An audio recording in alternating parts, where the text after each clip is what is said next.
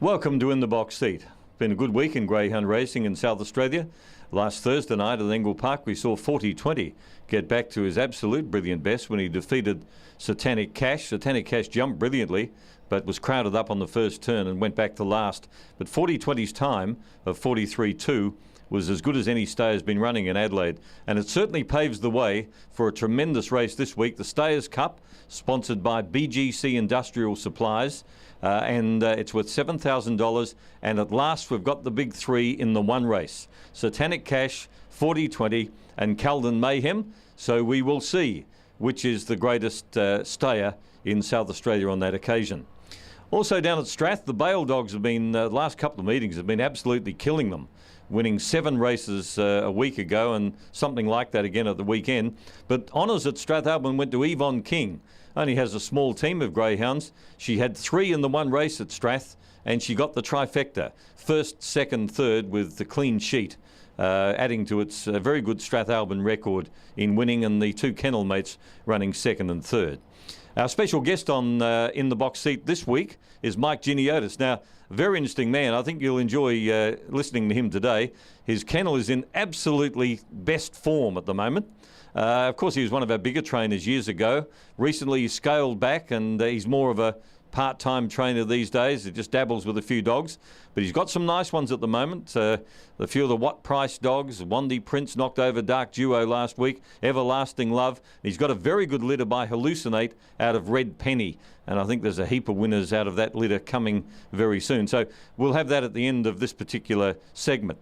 Also, we've got a new thing happening too in the Face in the Crowd at Chase's Restaurant.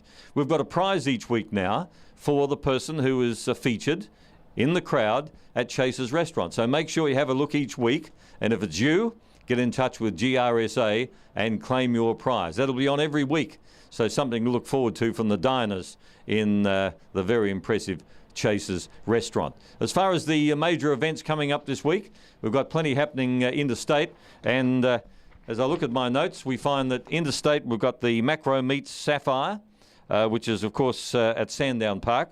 We've got the big one coming up at Albion Park, the Gold Cup up there. As you know, Bobby Boucher trialled there last week in preparation for the heats, and he'll be certainly hard to beat there. And back to Sandown Park, the Sapphire Crown is also on at Sandown, and that's for female greyhounds. There's $7,000 BGC Industrial Supplies Stayers Cup is our big feature for this week. And as far as our tips are concerned for Wednesday, the girls have had a look at the form, and they've come up with, on Wednesday the 8th, their best bet of the day is in race 5, number 4, Jeremiah Johnson. Now, it's a newcomer to South Australia, Jeremiah Johnson, making its debut. It did win at Sandown in 29.61, so it can certainly gallop. And it also won at the Meadows in 30.02. So it's going to be one to watch first up. And the other one they've picked out is race 9, number 2, Pints Delight. Won 3 out of its last 4. Is a dog going places. It broke the 30 last time and was most impressive. Their hot tips for Angle Park on Thursday night. Race 2, number 1, Lectra Ling. I thought that was a standout as well. Their first 4 in that race is 1, 3, 5 and 2. And then they've come up in race 4 with number 1, Emily Charmer. Winner of its last 2 at Angle Park, good beginner, and will be right up the front of affairs, and they think it can use this good draw. Their first 4 in that race, in race 2, by the way, is 8, 2, 1 and 6. Now, we've got a heap of events happening this coming weekend. We've got on Saturday, Port Augusta, a non-tab. Sunday, Virginia. Things are going well there at Virginia for the coursing. Sunday, there's also Mount Gambier. There's another Strathalbyn Twilight. And, of course, they're going particularly well down there at Strath. That's the 18th, 19th weekend. As far as the greyhounds to watch, the girls have pinched a few of mine, the honeys. I thought race 3, number 1 on Wednesday, What Price Agro, this is having its first start, was very, very impressive at the coursing. Got a ton of pace. And from box 1, it'll shake the life out of it. I thought Punch Delight would win as well on Wednesday. And on Thursday, I too went for Lectra Ling. Race 2, number 1, looks the winner. And the other one I've put in is race 11, number 2, Fat Wreck. It's now with Peter Jovanovic. And has always had a ton of ability, Fat Wreck. and I look forward to it running a big race. And good news too, Peter's got the bandage off his face. I don't know whether you realise it, Peter Jovanovic wore a bandage last week. He was actually savaged by one of his dogs, Big Hoser. Bit him in the face without any warning whatsoever. One of the very, very rare occasions in which you see a greyhound actually attack a human being. They're the most docile breed you can get. Every now and then there's a rogue one, and on this occasion it was Peter's face that got in the road. Well, as promised, our guest on In the Box Seat this week is Mike Giniotis, formerly one of our biggest greyhound trainers in South Australia. As I mentioned, he scaled down a little bit in recent times, but I think he might be on the way back with some very handy performers at the moment. Welcome to In the Box Seat, Mike. Thank you, Ray. You got some nice ones, and caused a bit of a boil over last week with Wandy Prince getting up at $35. And you've always thought this dog had the ability to be a top-class greyhound.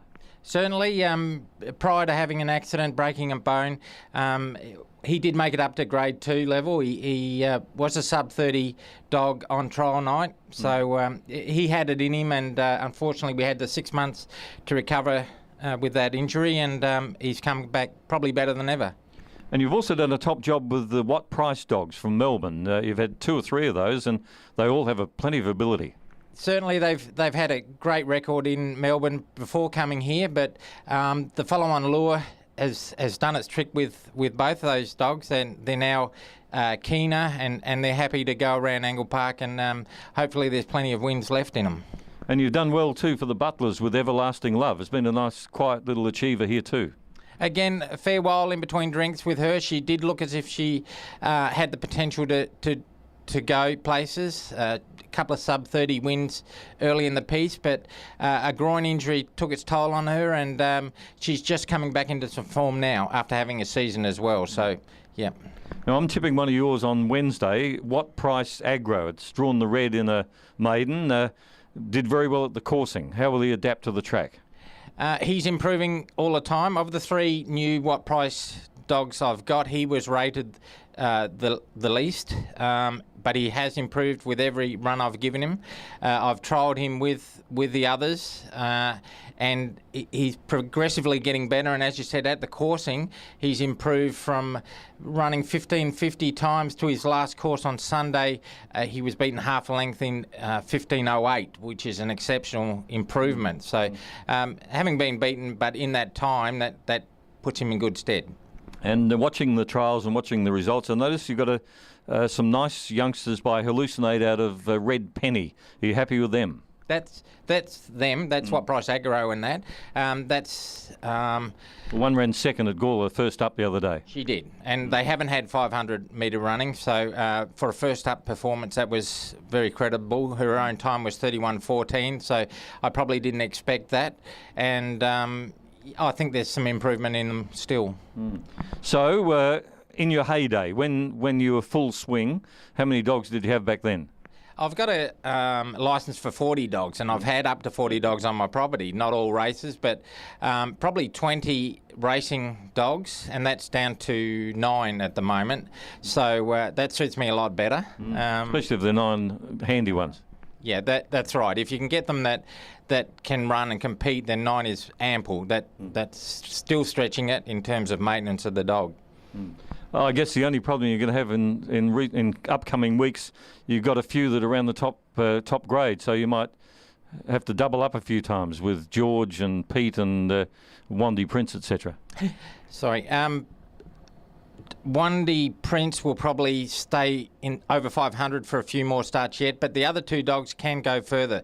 George has won over 715 at Sandown Interstate, and Pete, he will go over 600 shortly as well. The secret to that dog is to keep him fresh and to get him on the lure. So I've got no doubt with his 29.86 win the other day, where he came home in 12.80 odd, that he'll get 600 metres, and ideally he'll get on the bunny, and we should be able to get some wins out of him yet.